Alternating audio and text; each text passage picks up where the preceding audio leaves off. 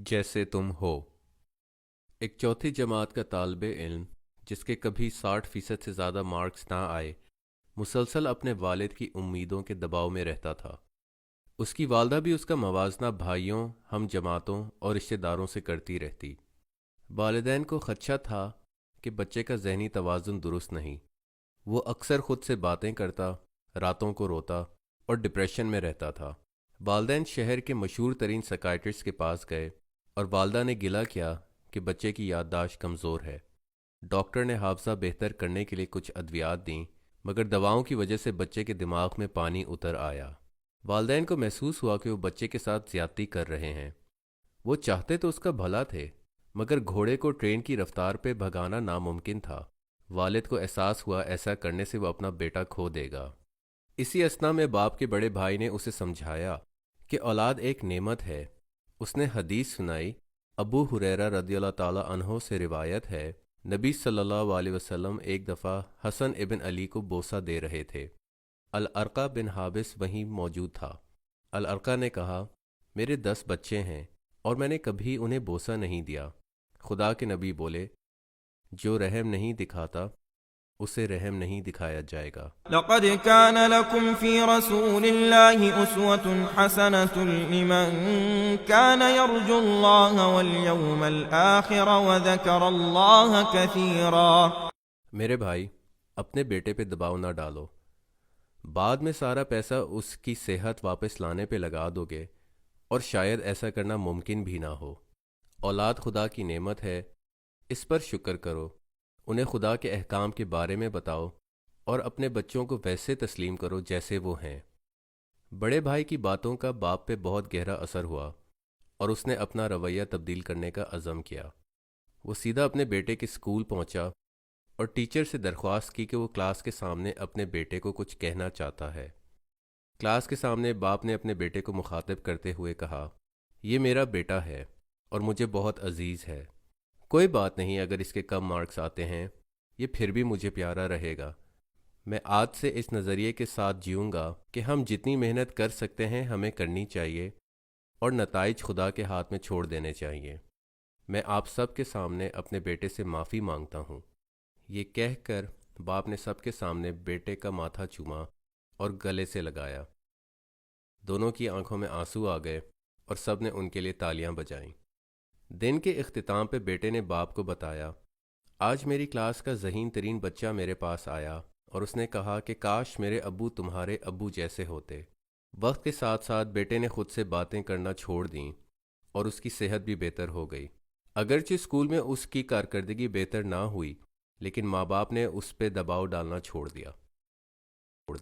وقل اعملوا فسيرى الله عملكم ورسوله والمؤمنون وستردون إلى عالم الغيب والشهادة فينبئكم بما كنتم تعملون۔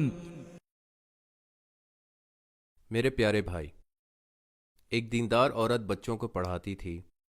वो हर रिश्ते से इनकार कर देती क्योंकि उसे मुत्तकी शौहर चाहिए था जिसके साथ वो दीन का काम कर सके।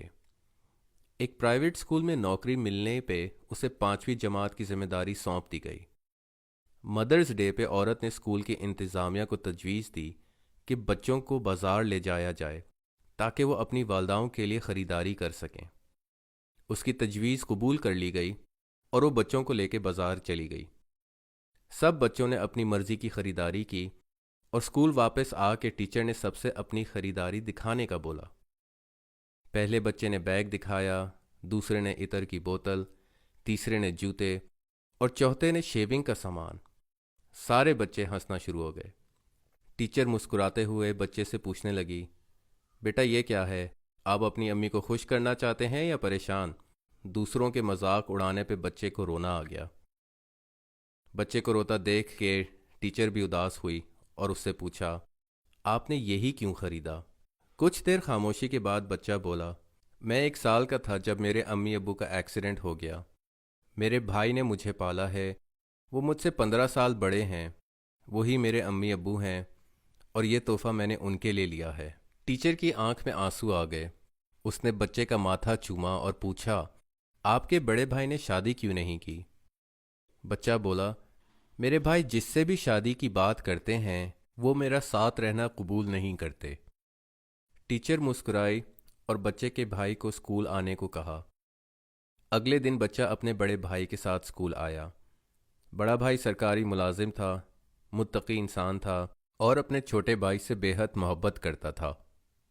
بڑے بھائی نے ٹیچر کو ایک حدیث سنائی، دینے والا ہاتھ لینے والے ہاتھ سے بہتر ہے، اور سب سے پہلا حق والدین اور بھائی بہن کا ہے، پھر دوسرے رشتہ داروں کا۔ عورت کو یقین ہو گیا کہ یہی وہ شخص ہے جس سے اسے شادی کرنی چاہیے۔ کچھ دن بعد بڑا بھائی رشتہ لے کے عورت کے والدین سے ملنے گیا۔ ان کی شادی ہوئی اور چھوٹا بھائی دونوں کی شفقت کے درمیان ان کے ساتھ رہنا شروع ہو گیا۔ يا أيها الذين آمنوا اتقوا الله ولتنظر نفس ما قدمت لغد واتقوا الله إن الله خبير بما تعملون ولا تكونوا كالذين نسوا الله فأنساهم أنفسهم أولئك هم الفاسقون لا يستوي أصحاب النار وأصحاب الجنة أصحاب الجنة هم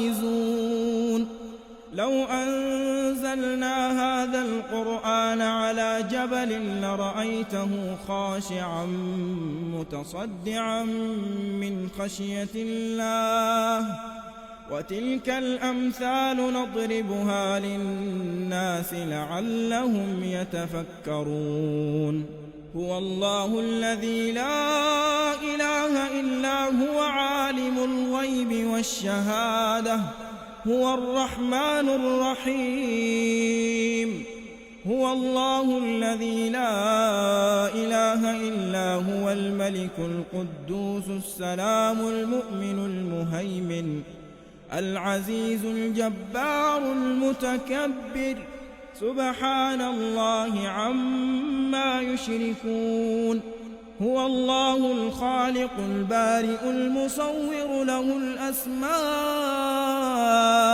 الحسنى يسبح له ما في السماوات والأرض وهو العزيز الحكيم